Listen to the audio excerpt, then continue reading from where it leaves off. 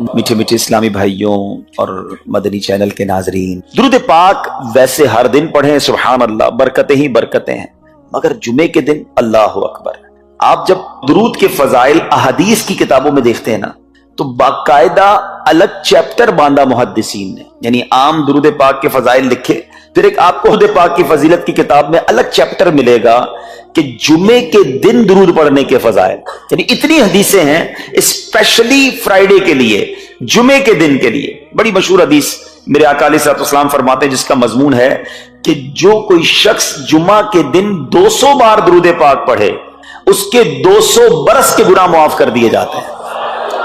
اب یہ کتنی پیاری حدیث ہے۔ ایک اسی طرح کی حدیث، یہ بیسیکلی کثرت سے بتانے کے لیے، انکریج کرنے کے لیے کہ درود اس دن زیادہ پڑھے جائیں، گناہوں کی معافی کا ایک ایسا سبحان اللہ سلسلہ ہے۔ ایک اور حدیث پاک ہے جس کا مضمون ہے جو جمعہ کے دن 80 بار درود پاک پڑھے، اس کے 80 برس کے گناہ معاف کر دیے جائیں گے۔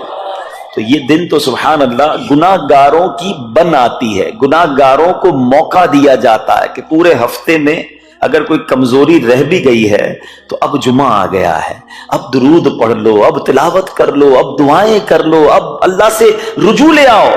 یہ جمعے کا دن سبحان اللہ، مفتی احمد یار خان نعیمی رحمت اللہ تعالی فرماتے ہیں، جمعہ کے دن کوئی نیکی کی جائے، اللہ کی بارگاہ میں جمعے کا شرف اور مقام اتنا اعلیٰ ہے کہ جمعہ کی ایک نیکی 70 گنا اس کا ثواب عطا کیا جاتا ہے، ملٹی پلائی بائی 70۔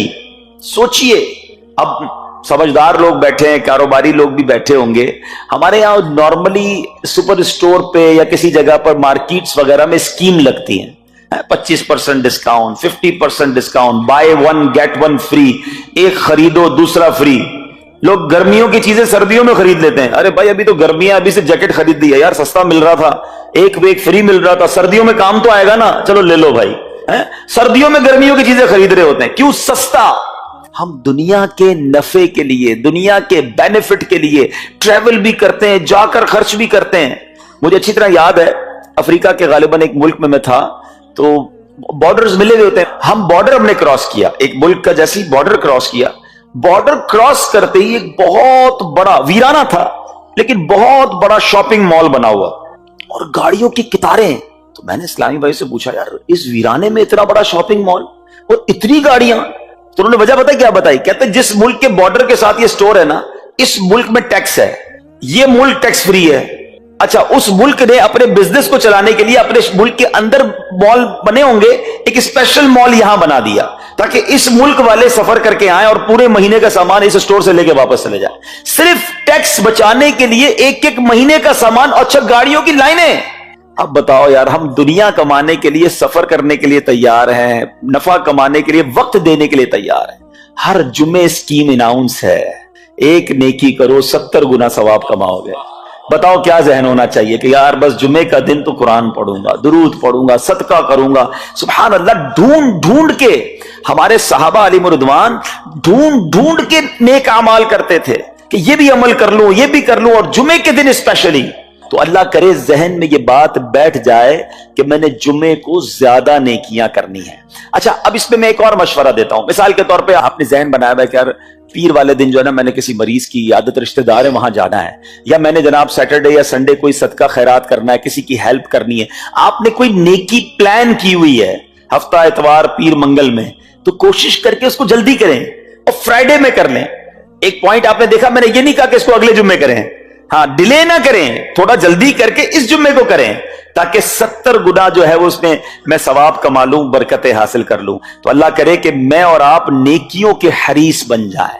نیکیوں کی جو لالچ ہے نا، لالچ میں یہ بھی کر لوں، میں یہ بھی کر لوں، میں سجدہ بھی کروں، میں تلاوت بھی کروں، میں صدقہ بھی دوں، یہ تو نصیب والوں کو ملتا ہے۔ اور صحابہ کرام میں ہمیں نظر آتا تھا، پیچھے نہیں ہٹتے تھے صحابہ، ہمیں اعلان کیا جا رہا ہے کہ یہ موقع ہے، یہ نیکی ہے، اور پھر بھی کوئی نظر نہیں آتا۔ اللہ کرے کہ یہ جذبہ، کیونکہ یاد رکھو جس طرح کاروباری لوگ کہتے ہیں نا سیزن ہے نیکیاں کر لو، بالکل اسی طرح جب تک میری اور آپ کی سانسیں باقی ہیں نا، نیکیوں کا سیزن جاری ہے۔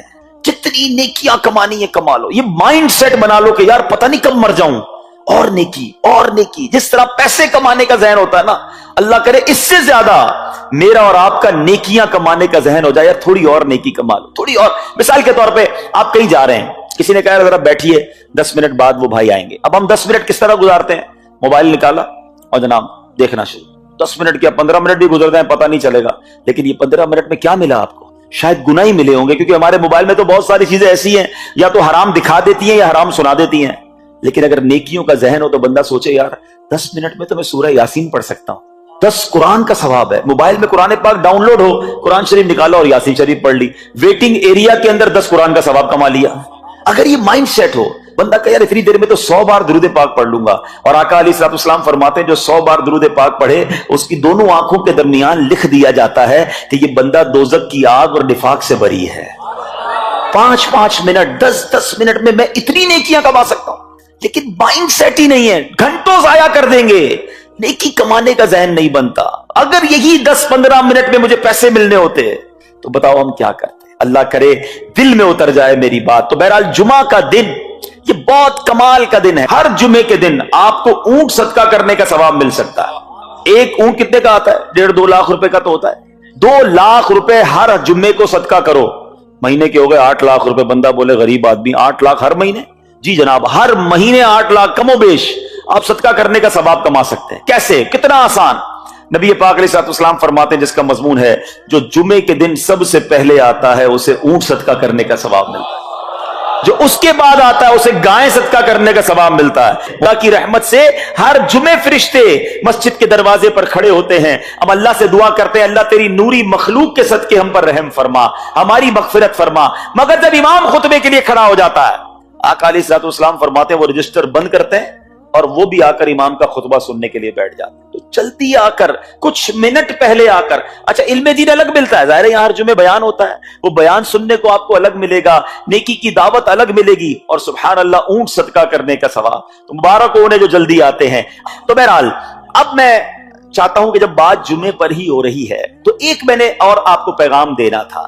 جمعے کو خطبہ دیا جاتا ہے، سالوں سے خطبہ سن رہے ہیں. مجھے اچھی طرح یاد ہے جب میری عمر شاید 17-18 سال تھی تو سن کر آدھا خطبہ تو مجھے اسی وقت یاد ہو گیا تھا. اب شاید پونا یاد ہو گیا ہوگا.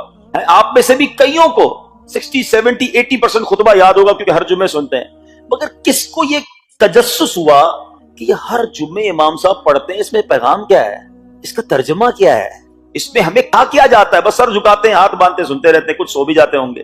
ارے اللہ کے بندو سوچو تو صحیح کہ ہر جمعے کو سنتا ہوں، آدھا پونا یاد بھی ہو گیا، پیغام کیا ہے؟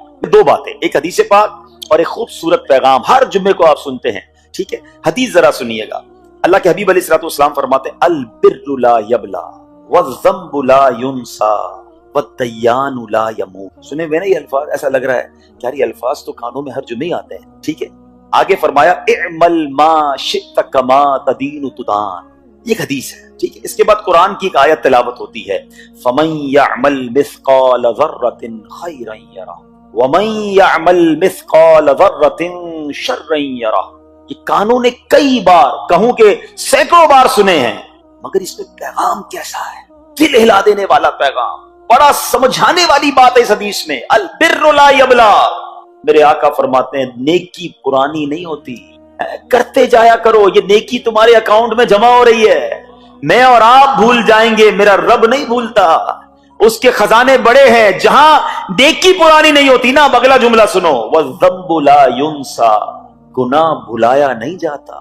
میں اور آپ بھول گئے.